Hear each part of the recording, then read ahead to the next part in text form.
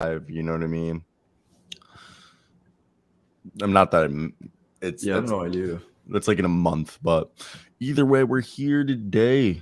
It is May 25th, 8:04 Central Time. How's it down there in Florida? It's hot, Cyro. How's it in Kansas? It's good. It's good. We're narrowing down our places in Nice. Florida. We're looking at places. I just have not, like, I work today and tomorrow, so finally, like, my room's also a mess. Like, I just traveled, dumped all my shit in my room, and then fucking like hung out, fell asleep, worked, and then yesterday when I got back from work at I got off at 7:30. I did not want to like clean my room at like 8 at night. Can't blame you. Who wants to pack? Who wants to put away your clothes when you get home from vacation? Yeah, and then it's not even fun. It's not even fun. It's one of like my room's a mess, and I'm living out my stuff. My dog's right here. I'm just still tired. But your boy, guess what? Guess what your boy did? He is now a graduate assistant at the University of Miami. Nice.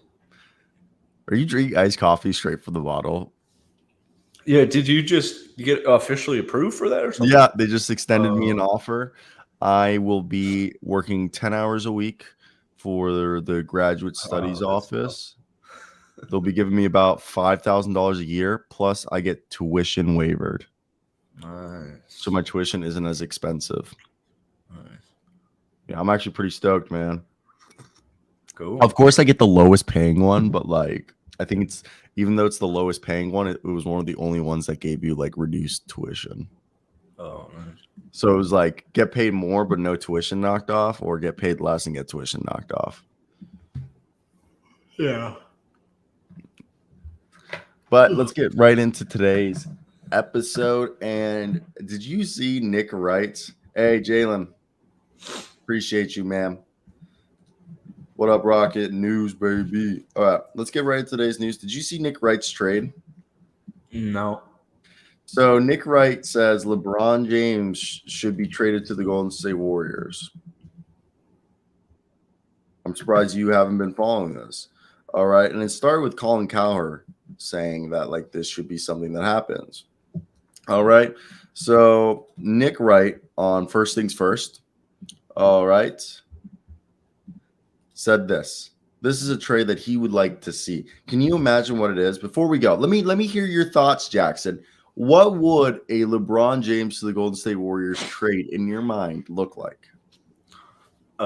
Probably LeBron for Kuminga, Moody, probably Poole. I fucking hate you. Is that, did I just get it? Is that it? Yeah. I think that's Were like those three exact players? Yeah. Jonathan Kuminga, Jordan Poole, Moses Moody. Was that off the dome? That's the package there, man. Or did you see it already? No, that's the trade. That's what it would be. Would the Warriors say no or the Lakers say no? I think the Lakers say no. Well, I don't think either. 35% of Warriors would. I think the Warriors would say yes, because think about this. It seems like Jordan Poole's kind of going into a Reggie Jackson phase. Not comparing him to Reggie Jackson, but you remember Reggie Jackson was like the sixth-man backup for Russell Westbrook. And he then was like, hey, like, even though I'm getting like 28 minutes a night, I'm a starter. Yeah. So I just feel like Jordan Poole's at that point where he's just like, I don't give a fuck. I got my ring. He's like, I'm a starter. Apparently the whole punch was kind of the big kicker. So I don't remember when Steph got hurt, Poole was feasting, Poole was cooking. So I don't think Poole is that bad. I think he's similar to Tyler Hero, and I think Tyler Hero is better than Reggie. But I get what you're saying. I don't know if the Lakers would be all that inclined to do this, because you're losing Mr. LeBron GOAT James. It would have to be if LeBron like demanded a trade. I don't see this happening this year. So I've said it this whole time. We're on the final 2 years of LeBron's career. All right. With that being said, I personally believe that this is the last 2 years of LeBron's career. This is the last year we will ever see LeBron James in a Lakers uniform. He said this retirement thing, A, to control the narrative, B, because he's telling the Lakers, hey, motherfuckers, this is my last season in purple and gold. All right. You guys aren't drafting my son. I can be a free agent next year. So if you guys want to win a championship in my last season, I can't do this by myself. Okay. The clock is ticking. It is ticking now. And it also signals to teams with cap space next offseason and teams with multiple draft picks that to either trade up or to draft Bronny, because the draft happens almost 2 weeks before free agency. So we'll know where LeBron will go next year 2 weeks before. I mean, that's cool and all, but like, the Warriors aren't going to get Bronny either. So, well, if this trade happened, it would have to happen before. It would have to happen this offseason. Honestly, I think the Warriors say yes because the Warriors have came out and said they're keeping the core of Draymond, Steph, and Clay because they still believe that's a championship contending core. But they're willing. The Warriors would definitely do that trade. You got LeBron James. That's what I'm saying. That's why none of those are starters. You're trading 0 starters for GOAT James. They would do that. I think the Warriors would have to put like 3 picks up. Am I overvaluing LeBron James? My dad says ain't happening. Both saying no. I guarantee you the Warriors would do that trade. I like this comment. Trey Clank. As a Warriors fan, no thanks. Draymond can go be with his boyfriend, though. Steph has already said he doesn't want to play with him, and I don't blame him. He's been swept 3 times. Don't want that rubbing off on the true go. Okay, that's kind of a stupid comment, but I thought it was going to be a bit more, Using the first response on Twitter. Maybe there's some insight here. No, dude. A lot of time, there's a little bit of insight. So you know what? Joke's on fucking you, bro. I don't think that's the case. Let's take a look. Though on a holistic note, do you expect LeBron to remain a Laker? Yeah. He's not going anywhere. Except for Chicago next year when we get Bronny. On a real note, though, who could get LeBron? The Utah Jazz because of all their Utah. We all know LeBron isn't going to be going to Oklahoma? A small market team. If he goes to a small market team, he's going back to Cleveland. My man's either going back to Miami. Dude, do you think he goes to Orlando? Nah. I don't think so. I don't want to live in Orlando. I don't know why he would want to live in Orlando. I wouldn't want to live in Orlando either. I mean, I lived 5 years of my life in the suburbs of Orlando. So I've already lived there once. Yeah. But not saying it's a bad place to live, there's just like a lot better places to live. A lot of tourists coming in to see LeBron, like New York, Brooklyn. Oh, that just feels off. Dallas, unfortunately, makes sense. It does. Mark Cuban. Mark Cuban also seems like a really cool guy to work for. Yeah. You never hear any of Mark Cuban's former players shit on Mark Cuban.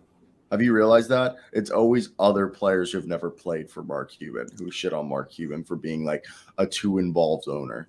But like if I was fucking an owner of an NBA team, I want to be like Mark Cuban. I want to be at every game. I want to be in every decision. It's my fucking team. Like if I'm buying a sports team, I'm a fan of that sport. You know what I mean? Yeah. I'm like an expert in that sport, at least as a fan. Where like obviously my decision isn't the all be all decision, but like I want to be in the exec room, if I owned a team. Dude, Rocket News, I was thinking about Washington, D.C. and like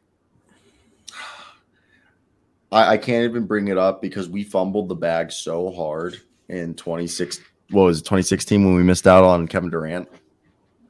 We spent years waiting for KD to come.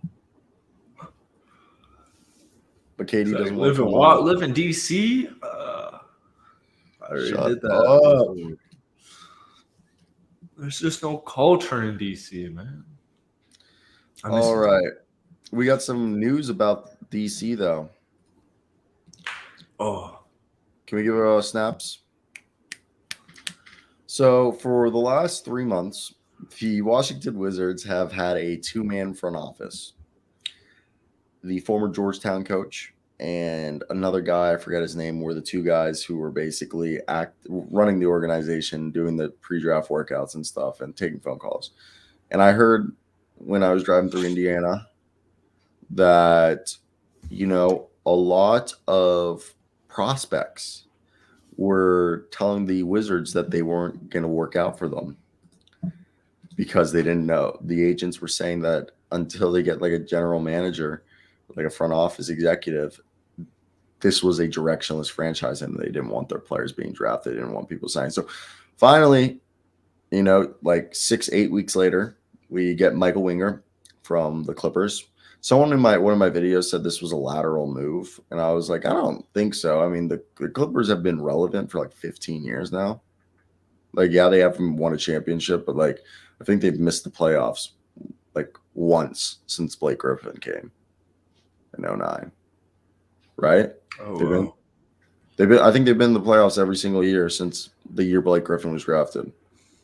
they are LA though. What are you trying to say?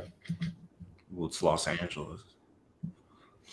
Look at the Rams. Like the Rams were a poverty franchise my whole life, and then they moved to LA, and now they're freaking Super Bowl champs. And Guess this, okay? Listen to fucking this. So Michael Winger visited the University of Maryland during his last year of law school, and he ended up becoming an apprentice to Ronald M. Shapiro, who is like a sports agent, and that led to him being offered like an entry-level job. And what ended up happening was he ended up in 05 following law school and working with Shapiro.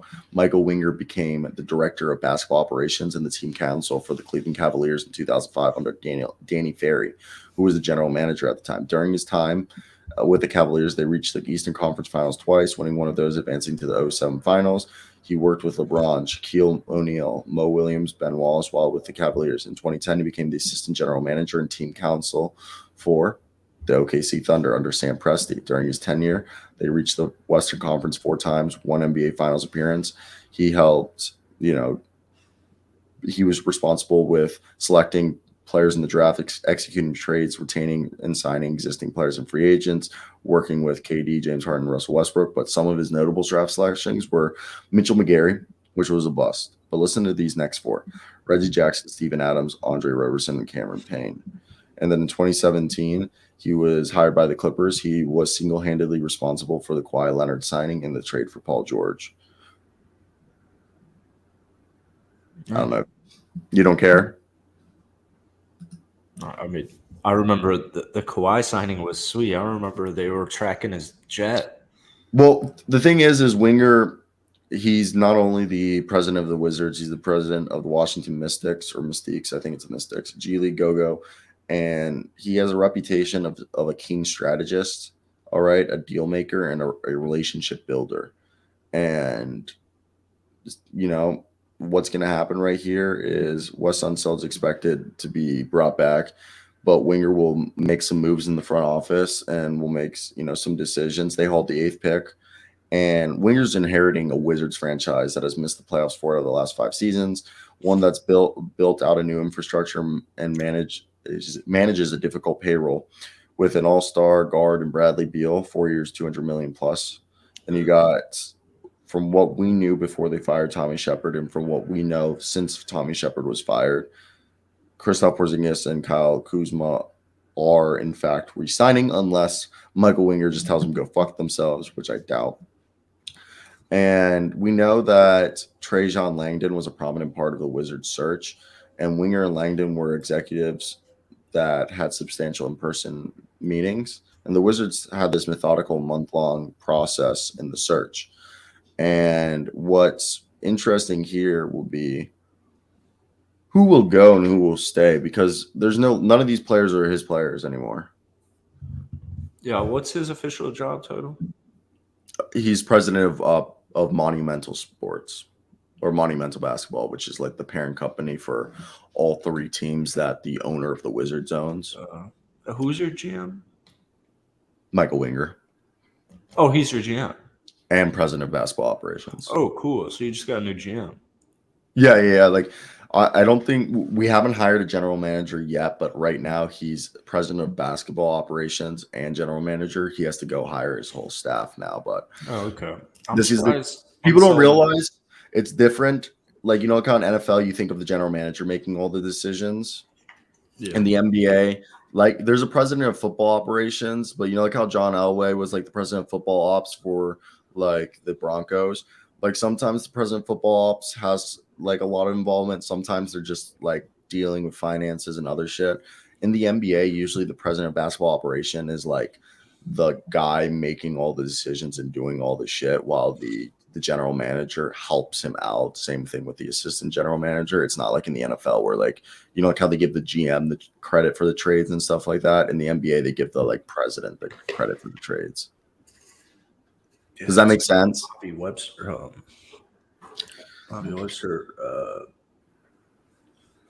Like Jerry West, think about it. He was the president of the Warriors, and then but he's not making the moves. Now I think isn't Jerry West now the president, or did he become advisor for the Clippers? Jerry West is alive?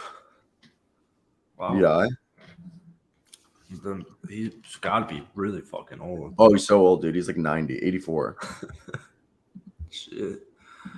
Yeah, he's still with the Clippers. He's an executive board member now. So yeah, that's a good move. I hope Kuz and KP are back. I still don't. The way free agency is looking, I don't really know. This free agency's tough. It's so bad, and then the way with the new basketball agreement, it's like players don't seem like they really want to get frisky here. So if you're Kuzma, you know, I think it means you're more inclined to sign with Washington. I'm surprised Unseld is back next season. I would imagine the Wizards are a year away from just. It's too late to fire a coach at this point. It's too late to fire a coach, and Tommy Shepard sucked. I don't think so. And also, like, still playoffs are still on. This is going to be the third season, more than likely, that Wes Unseld is going to have a radically different roster besides like 4 or 5 players. Well, fair, not fair. Yeah, I'm just saying. I mean, I think they want. The Wizards are looking at this. Wizards typically give their coaches 3 to 4 years. They try. I mean, Scott Brooks, I think his contract just expired, and they were just like, we're going to go in a different direction. Like, they're pretty good at letting the coaches go through the motions, 3-4 seasons. And Wes Unseld's the son of the greatest player in Wizards history.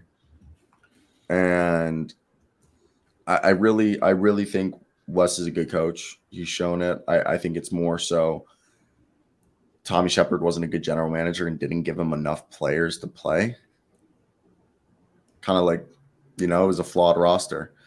But I feel like this is already too much Wizards talk because, like, even I don't give a fuck to keep talking about this, Yeah,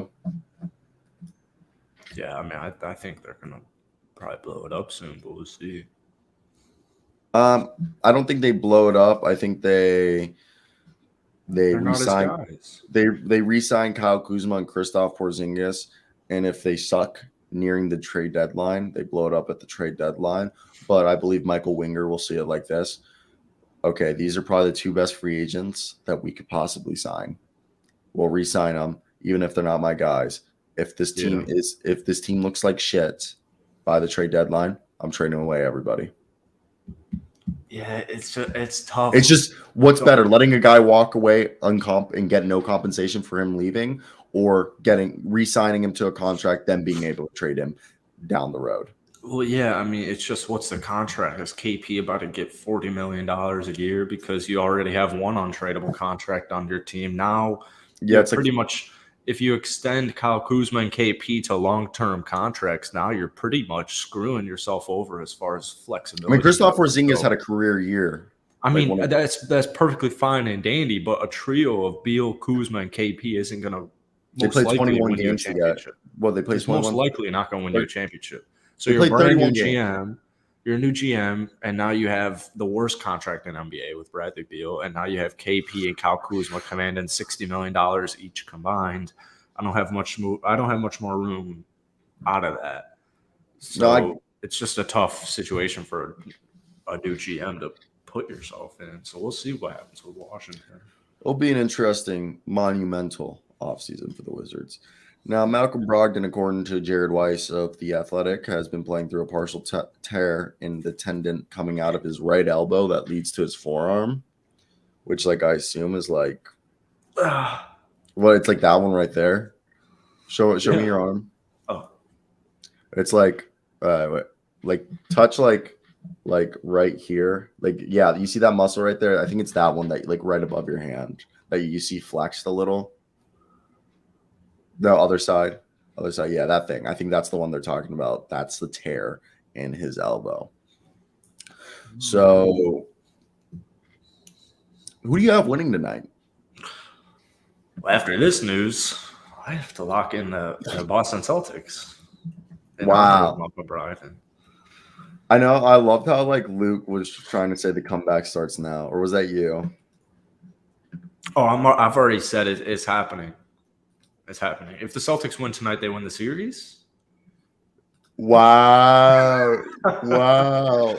I was going to say what I do want to say. If the Celtics come back and lose this, you know how much this would hurt Jimmy Butler's legacy? Oh. I mean, Butler's always been the what if guy, but this would be like you had it. You had it. And you blew it. Is he afraid of Grant Williams? We'll find out tonight. Don't double team him. Do not double team him. Play your defense. Please play good defense and just hit shots, attack, and you'll win the basketball game. And you're home, and so your boys are gonna make their shots. And I'll be rooting for the Heat though. So. I mean, we'll see. I want the Heat to win. What are the chances the Heat lose this series? I mean, it's pretty much zero. It's never been done. It's pretty much zero.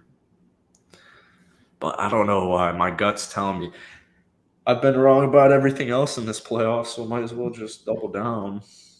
Nadet's saying Celtics in 7. Yeah, right? I'm feeling historic. No, I think the Heat took the second half of last game off. They said it didn't matter. They didn't take the third off. Well, like, okay, the fourth. They took the fourth off. Okay, sorry. They still got their asses whipped in the third. You know, Jimmy Butler and the boys are going to come out tonight, build up like a 30-point lead, and then just play. Jimmy's going to build up a 30-point lead, and then bark at Eric Spoelstra that he still has to play 45 minutes. The Heat were the better first half team yesterday or 2 days ago. So yeah, but they only had a 6-point lead, and they that game, that first half, I remember watching it while I was driving. It was a very back and forth. I mean, there was a point where the Celtics went on like a 15-3 run, and then the Heat went on like a 17-2 run, and then like they kept just exchanging runs. But I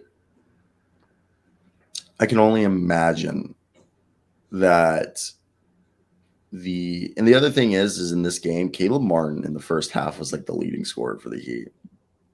Nothing wrong with that. It just can get you 15. Oh, I love Caleb Martin. Wasn't Caleb Martin undrafted? Yeah, with Cody Martin. That's ridiculous. To the Hornets. And the Hornets chose Cody over Caleb. Both of them being undrafted is pretty ridiculous. Those guys feasted at Nevada. They went to NC State and then transferred to Nevada. They feasted. Is it Nevada or Nevada? Surprising. I call it Nevada. Yeah, I think tonight's game will be good. I got the Heat tonight. I mean, last night I said I believe the Celtics would win. I didn't believe it would be a sweep. But I got the Heat tonight. Jimmy won't let it happen. Like Jimmy's going to go, even if they go into that halftime losing, Jimmy Butler's going to get that Bugs Bunny water and make everyone drink it. Maybe they'll just rest for game 6. That'd be fucking terrible, dude, if that was the case. But no, on a real note, let's continue moving through the news cycle. And do you care about James Harden news or no? No, I can't believe he's getting this much. I mean, that's how bad of offseason it's going to be here. Oh, back to Miami. The Heat, Gabe Vincent's questionable with an ankle injury. I don't think his injury will be that big of a deal, but just to put that in our thing. Now we'll clip that. Kevin Young receives a strong endorsement from a man by the name of Devin Booker. He says, I want this man as my head coach. And I've told you Kevin Young has been like kind of treated like the wonderkin of, I guess you would say, the NBA. You know, like how Will Hardy was considered the wonderkin. You know what I mean by that? Like next great young coach. So Kevin Young, I think he's like 38, 36. And supposedly like Devin Booker is like beating the drum for him to become the next head coach, according to Mark Stein of the Steinline Substack. Stein added that Kevin Young is a serious candidate to replace Monty Williams. Reportedly, the list has been narrowed down to 5 candidates, but Chris Haynes said they're also expected to meet with Charles Lee and Kenny Atkinson. But those 5 coaches are Nick Nurse, Frank Vogel, and Doc Rivers, 3 former championship winning coaches, Jordi Fernandez and Kevin Young. Now, we talked about that yesterday, so we won't get into it. But we have said this all coaching cycle long, that if you're a championship contender and you're going to fire a championship coach, you're either going to replace him. Well, Monty Williams wasn't a championship coach, but just in the idea of if you're a championship contender, your team, or you were a team that recently won a championship like the Bucks, if you're going to fire a coach of that caliber, Monty Williams, Mike Budenholzer, Doc Rivers, all that, you're going to more than likely hire a championship caliber coach, or you're going to hire an in-house guy that you believe is deserving of, you know, being promoted, that people rallied around, like Ty Lue for when David Blatt was fired. And the third one is you're going to go out and get a young guy who you believe is going to like bring in a new perspective you haven't seen or heard and hasn't, you know, a bright mind, similar to Will Hardy. Okay, similar to Ime Udoka, Kevin Young right here. People rather, you know, this is a thing that you look at because you those are the 3 options. You're not going to go out and get yourself, you know, Scott Brooks. You're going to go out and look at, for me, I think Nick Nurse is the best coach here. In my opinion, I'm a huge Nick Nurse fan. Then I would follow that up with, I would go Nick Nurse, Jordi Fernandez, Kevin Young, Frank Vogel, Doc Rivers. But if we put in Kenny Atkinson and Charles Lee in there, I do like Kenny Atkinson and Charles Lee. Again, I do like Kevin Young. If they're going to go in-house or someone who isn't a championship-winning coach, I say go Kevin Young or Jordi Fernandez, who I just very much love Jordi Fernandez. But the idea of Kevin Young, you know, getting endorsements from Devin Booker, I think says a lot that the team very much likes him, that they want to galvanize around him, and that they rather have him be the head coach. But I think I agree, Rocket News, Nick Nurse and Devin Booker. I've read Nick Nurse's autobiography, and I'm a big Nick Nurse fan. You guys know me. I've been beating the drum of Nick Nurse's end of his Raptors tenure was not his fault. It was because Masai Ujiri did not give him the proper roster to, you know, to win. It was a flawed roster, and he had to stagger the minutes. And even though that might seem like something that might come back and bite in the ass, him having that experience with the Raptors now, if he gets picked up by the Suns or another championship contender, Nick Nurse now knows that, okay, if he goes to a team like the Suns, they might not have the most depth because they won't be able to afford, you know, to get all the free agents. So Nick Nurse is someone who already knows how to play 40-minute lineups between 6-7 guys only. So I think that's something actually that works in Nick Nurse's credit. Who do you want to be head coach of the Phoenix Suns? Kevin Young would be cool. There's some people who legitimately, I'm not saying you are. I've had people legitimately comment on like Phoenix Suns videos, or I think Bucks videos as well, saying that like Doc Rivers is like the perfect hiring. And I'm like, man, I'm like not a Doc fan. Like I used to be when I was younger. I just think Doc's still stuck in like 2010. Be a great regular season coach for the Phoenix Suns, but I think he'd be a great coach for the Pistons. Help that team get to like the playoff, and then you fire him to get an actual championship coach. I would like them to go with like Ali and just build it from the scratch, build it from the ground up. Oh, we got to talk about that real quick. That'll be one of the last things we'll talk about today. So Monty Williams was, so basically the original plan was if the Pistons won the first overall pick, they were going to offer Monty Williams and all the other top head coaching prospects the job to be the Pistons coach.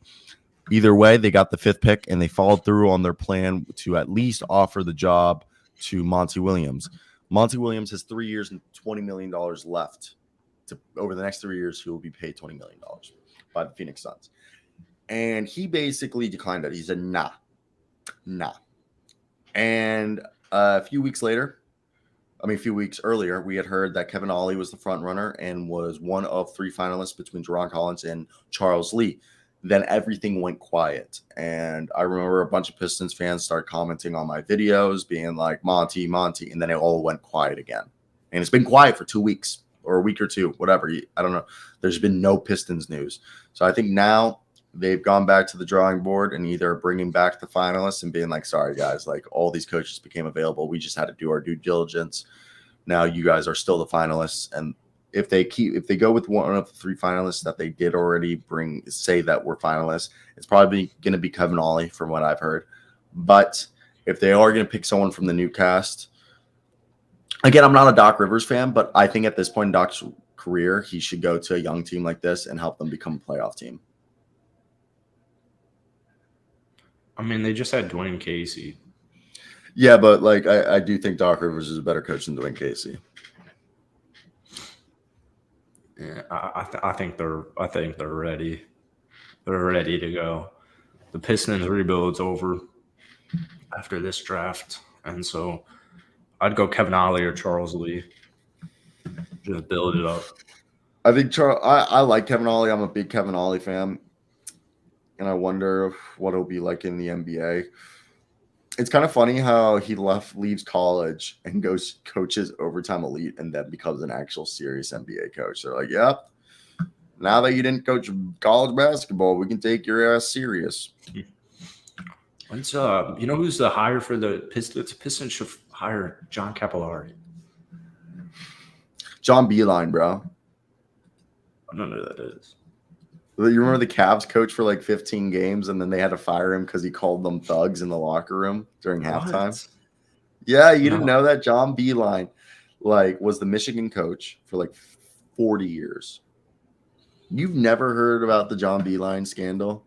It wasn't really a scandal. It was just it's before they got Bickerstaff. Is this the Price era? Oh, wow, this is more recent. Yeah, this is like 2 years ago, dude. I mean, never even heard of the word. They got rid of John Beeline so quick. Okay, so he was Juwan Howard replaced John Beeline as he's actually now the senior advisor for the Pistons, which is kind of funny. But so he was John Beeline right here. He's now senior advisor. He's 70 years old. He coached Michigan from 2007 to 2019. My apology. And before that, he was at West Virginia, and he had coached Canis College, Lemoyne, and all over, and Final Four twice. I don't think he ever won a championship. Coach of the year like 4 times or 3 times, and he went to the Cavs. They finally gave him a job like 3 years ago, like 67. Okay, and this was replaced Ty Lue. And let me read you this. Beeline was named head coach, signing a 5-year deal on May 13, 2019. Beeline was criticized for bringing his college game coaching style to the pros, including too much of an emphasis on fundamentals and an offense not suited to the NBA. During a film session, he apologized for saying that his team was no longer playing like a bunch of thugs, saying that he intended to say slugs but misspoke. During his tenure, Beeline hired Lindsay Go to Libid to be the first woman coach to join the NBA from a college head coaching position. She lasted less than 2 years. She lasted less than 2 years there. And John Beilein resigned less than 6 months after taking the coach, and that he would be reassigned to a different role within the organization. He became the third first-year head coach since 1990 behind Jerry Tarkanian with the Spurs and Randy Ayers with the 76ers to coach the season opener without completing the season. You've never – yeah, he called them, a bunch of thugs, and then they fired him. You didn't know about that? No. Yeah. Yeah, that was the guy they replaced Ty Lue with. That was the first season after LeBron left. Oh. So I do got to go to work. I thought Nick or Luke would hop on. There isn't really anything else to talk about today, unless we want to grasp at straws.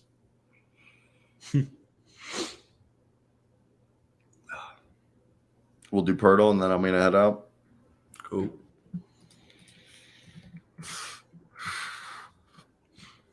And see, this time of year is so much better when we have multiple people on, because it makes the conversations go a little bit longer, just because we're at a time of the year where it's just a very stagnant. Well, we should have basketball on right now, or last night. The stupid Lakers of Los Angeles decided they were chilling. That's Mitchell Robinson. It's a white guy. Yeah. It's probably. You know who that is? Yeah, damn. F1 driver and team. I don't know anything about F1. I'm a Ferrari guy. Ferrari. I've always been a Ferrari guy. I love Ferrari. Love Ferrari. I've always said, if I had money, I think buying a sports car is fucking pointless. Like a luxury sports car like Ferrari, Lambo. You can't drive those things every day. But personally, if I had to choose, if I had the money and just ignorantly rich, I've always been a Ferrari red Teta Rosa. Nice. Good call. Yeah, that's always. I think it's like a fade. It never goes out of style. You pull up in a red Ferrari, everyone thinks it's sick. Even people who don't like Ferrari. Compared to a fade? Yeah, like a fade, like the haircut, it never goes out of style. Yeah, a fade never goes out of style. Look at pictures from the 1930s. They got fades. Fades never go out of style. I had someone tell me that. You ever need a haircut, just get a fade. Anyone can have a fade, and a fade never goes out of style. I don't mind a good fade. I need to get a haircut. I won't get a fade. I like when they fade it, but you don't ask for a fade and they just kind of do it. Yeah. All right, that's just short and it just All right. I sadly got to go to work. Thank you everyone for joining us today. We'll be back tomorrow. We'll talk about the historic Game 6. We'll preview the historic Game 6 that's on the way in Miami. We'll preview tomorrow the NBA Finals tomorrow. Wow.